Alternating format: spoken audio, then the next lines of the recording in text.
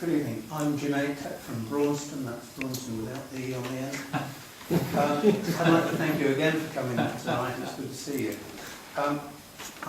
In our village we have a problem which I haven't heard mentioned tonight, which is quite strange. But it's a problem with speeding through the village. And we have cars that are going 40, 50, 60 and even 70 miles an hour through our village. There is a long straight run on the way in and out. We were delighted to see that your mobile speed camera was there 4 times this year, and such was the effect that you slowed the traffic down by being there, because it can be seen. And we also have our own camera monitoring speeds on that stretch, and we measure them when your van isn't there, and they're 40, 50, 60, 70 miles an hour. We have cars which frequently overtake in the village at those speeds. I have a particular video which I'll maybe send you a link to, where we had a resident who was following a horse box going out of the village. He signalled right to turn into his driveway, was overtaken by first one car, then another car came right up behind him wanting to do the same thing. He was travelling at 20, 30 miles an hour. We have some very good video of this, but I'll share that with you. What we're wondering is there any specific initiative which you might take to help us out? Because obviously, being there with your white van, with the decals on it, is very effective. Maybe we could get one of those permanently, but so far, we don't see that working. We have been encouraged to run a speed watch campaign. I looked at the statistics for the last speed watch campaign. Indeed, there were 500 people who were noted, flagged, going through the village at speed. Many of them were the same people over and over again. Nothing happened. Those people are not talked to, they're not prosecuted. We don't hear about it. Very often, there isn't communication back to us to say what's happening. I didn't actually know that it was in the village 4 times until I had asked the council for a report on it. So some communication, as William said earlier, would be very useful and very welcome. But I'm looking for a specific initiative that you could perform to help us. I mean, we publicise the location of the van, we put it in the papers, we do press releases. There's media here in the corner. I don't know what you do with those exciting things. They go out on new media. I don't know if you actually publish them, but we say this is where we're going and this is why. Community speed watch, when you say nothing happens, well, I think 2 things happen. I think the first thing is people slow down because they see it. And I think the second thing is that we use the kind of data that's produced in deciding where to put those vans and do our initiatives. I did allude in the presentation to some of the issues which are about the nature of the roads around here. They're bendy and rural. There is a bit of a history here of one straight. Yeah, it's too straight. So whether there's something, whether there's something about the design of the road that could help to slow it down, slow down the traffic. You know, it is a road I know because it's your alternative route into the back of Oakham, isn't it? It is. You know, and I must confess to using it, obviously religiously, obeying the speed limits. So. You know, in terms of specifics, you know, the information from the community speed watches we do use to look at the level of people who are speeding. I think we did 47,000 speeding tickets last year or something. And of course in other public meetings I'll be accused of persecuting innocent motorists and haven't I got anything better to do. But I absolutely take your point. We really have to work with you, whether there's something about how the design of the road is done that forces people to slow down, some kind of chicane, some kind of change in road surface could be an option. We have had that discussion with the council. So far we haven't got any action. And I guess that's because things have to be prioritised, and certainly the priority here over the last couple of years has been reducing fatalities. You know, I get what you're saying. When I send you the video, you'll wonder why there wasn't a fatality. I think actually the comment you're making would, if I look around this room and people that live pretty well, certainly in the rural areas, would say every single village, every single parish council will say one of the issues they have is speeding. And it's how one does it. we managed to change people's perception of what was right and wrong with regards to seatbelts.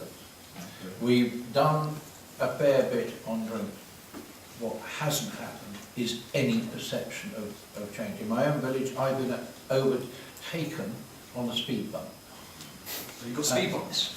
You're I, very lucky. I know. We had a discussion on that. More than that. The simple fact is we've got to find different ways of doing it that are effective. And some are effective, some are not.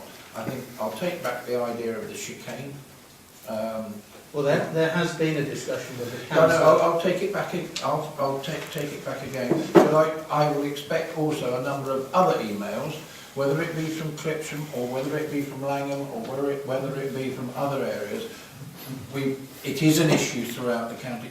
It is my understanding, and Lou can change that, is if you catch somebody doing the speeding twice, a letter goes to them, and if you catch them a third time, they have in the past, I don't know whether they do now, We're they will talking actually community visit. speed watch. Yeah. Well, the amount of effort it takes to train people, get them out there and do it, is quite phenomenal. And we didn't get the If I could bring up a very fast feedback. couple of questions, and forgive me, I'm coming to see you. In Rutland, we've got a sort of community speed watch which can be deployed. It doesn't necessarily have to be in your community. So what I will take away from this is, first of all, making sure that we've assessed your location of the sites which we can. We have 22 sites that a team of 6 volunteers go to. And generally, between March all the way through to November, once or twice a week, they deploy themselves and monitor the level of the speed.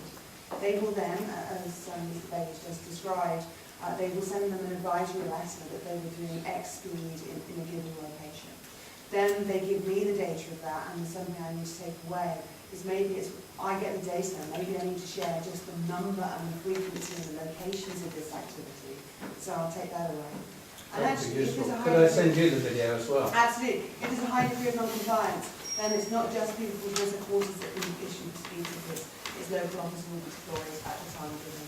So I'd like to see that video. Roger, just on that particular, sorry, Roger, just on that particular subject, you know, we're talking about redesigning highways. It's nothing to do with the road. Unfortunately, people who drive cars nowadays seem to have less and less respect for other people who are using the highway, be they walking, be they dwellers in villages. And somewhere we have got to change that attitude. I mean, I'd just say two things. I mean, the levels of killed and serious injury of kind of accidents have reduced massively over the last 10 years through a combination of a focus on the fatal four, so speeding, phone, seatbelts and drink, and also through education and diversion and road design. You know, it's really possible. It's a cold night outside. Within 2 minutes in your car, you feel kind of immune, don't you?